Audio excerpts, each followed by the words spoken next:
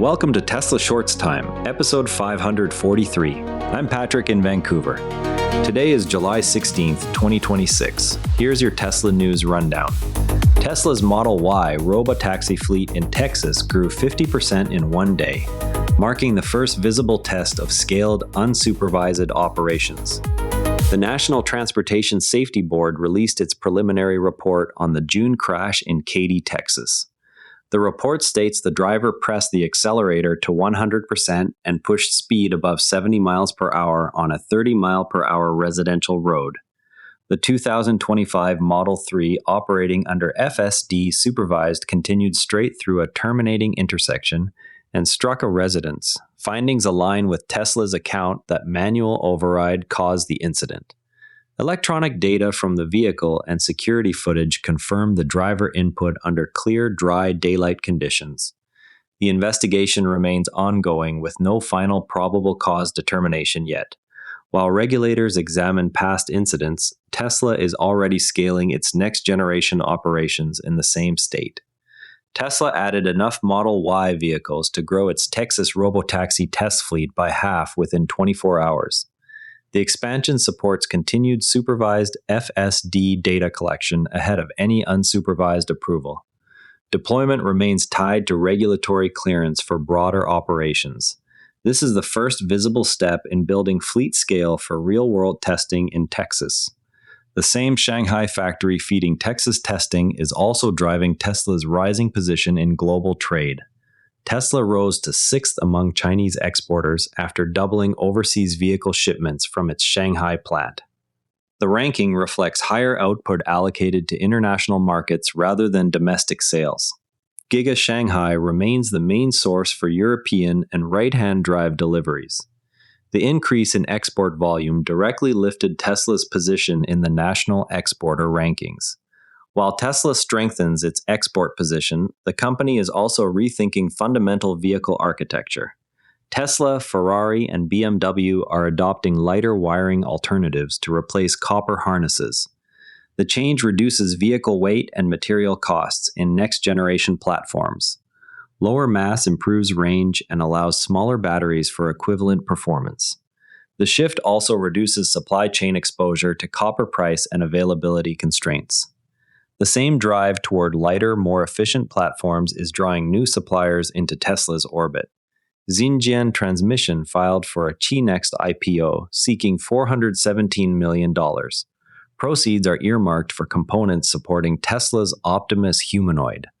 Ball screw revenue currently represents less than 10% of the company's sales. The filing positions the firm for expected growth in precision linear motion parts for humanoid robots. As Optimus attracts supplier investment, Tesla faces renewed questions about its core vehicle business in key markets. Germany's KBA registration data shows Škoda surpassing Tesla in electric vehicle market share.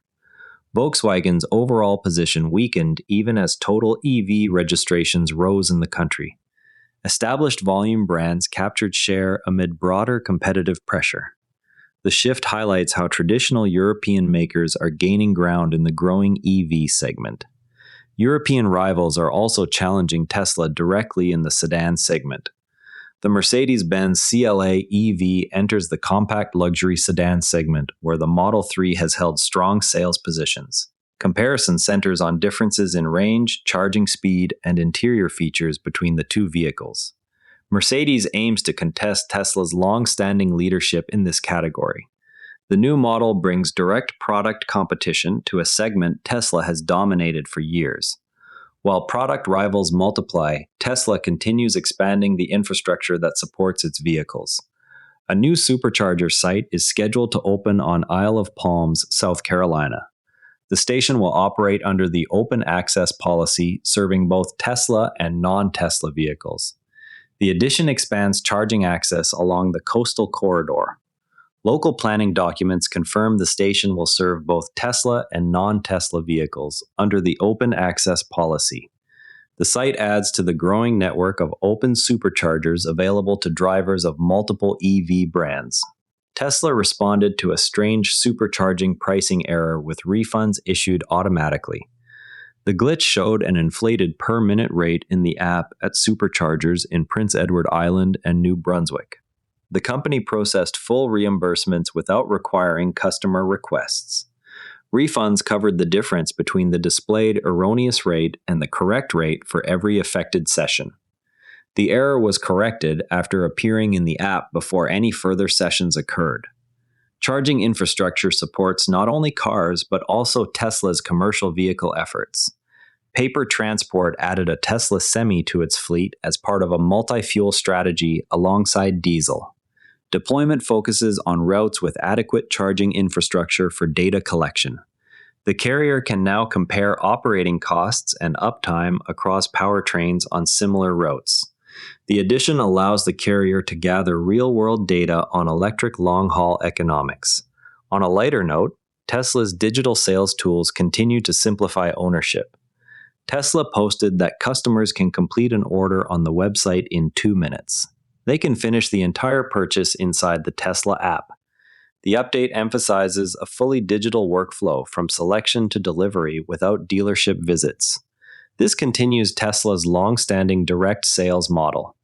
The process covers configuration, financing, insurance, and final paperwork, all within the app after the initial website order.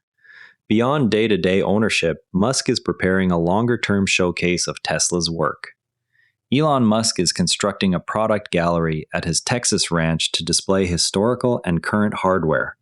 The facility will house inventions from Tesla, SpaceX, and related companies in one location. Plans include public or semi-public access for viewing vehicles, rockets, and other artifacts. The gallery will bring together vehicles, rockets, and other hardware developed across multiple companies in a single visitor-accessible space. Traders have cooled on prospects for a Tesla-SpaceX merger. Polymarket probabilities for a Tesla-SpaceX merger have declined in recent trading. The drop reflects reduced enthusiasm among prediction market participants ahead of earnings. No official statements from either company have addressed merger speculation. The slide in odds occurred as traders adjusted positions in the days leading into Tesla's quarterly results. Daily FSD users on X noted that the accelerator override and speed profile in the Texas crash would be unusual even on a vehicle's worst supervised day. The observation reinforces Tesla's position that the incident resulted from driver input rather than autonomous control. Fleet data discussion shows how such events can be distinguished from typical supervised behavior. Investors on trading platforms are pressing for clearer timelines on both Optimus production volumes and unsupervised robotaxi deployment. The questions center on whether 2027 targets remain realistic given current factory and regulatory progress. Retail shareholders are publicly questioning earlier robotaxi deployment promises that have not yet materialized. The conversation centers on how updated timelines might affect long-term valuation assumptions. There is a challenge worth discussing. An owner reported his 1-year-old child became trapped inside a charging Cybertruck as interior temperatures rose quickly. He stated he nearly had to break a window to reach the child. The incident points to a potential gap in how door controls and climate systems behave during charging sessions. Tesla has not yet issued a public response or software adjustment tied to this specific case. The episode occurred while the owner stepped away briefly to initiate charging, leaving the child inside the vehicle. The report underscores the importance of verifying child lock and remote unlock functionality in edge scenarios involving unattended charging. Vehicle wiring has historically been treated as a fixed heavy subsystem whose mass penalty is accepted in exchange for reliable power and signal distribution. Tesla's move alongside Ferrari and BMW to replace copper harnesses with lighter substitutes attacks that assumption at the material level. The change directly reduces curb weight, which improves both range and the cost of every other component sized to carry that mass.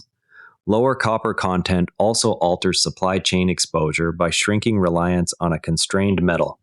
The savings appear in bill of materials cost, yet they compound across every vehicle produced once the new architecture is in place. The practical test will be whether the lighter harness maintains signal integrity and durability across temperature cycles and vibration profiles. If the substitution holds, the industry gains a structural cost and efficiency lever that does not depend on battery chemistry breakthroughs. Keep an eye on any updates from the NTSB as the Katie investigation moves forward. And that's a wrap on today's Tesla news. TSLA closed at $394.46, down $1.72, 0.4%. If you enjoyed this episode, please leave a rating or review. It genuinely helps other Tesla fans find us. I'm Patrick in Vancouver. See you tomorrow. And before you go, this show is part of the NARA Network, a family of daily podcasts on tech, science, and markets, each one a short, sharp briefing you can finish on the commute. If today earned its place in your feed, here's your next listen, SpaceX Daily, the daily companion for following SpaceX as a public company, from Starship to the stock ticker. Find every show free at naranetwork.com. New to the network? naranetwork.com/start-here picks the right daily briefing for you in about 2 minutes. This episode used AI voice synthesis of my voice. Editorial selection and analysis are my own.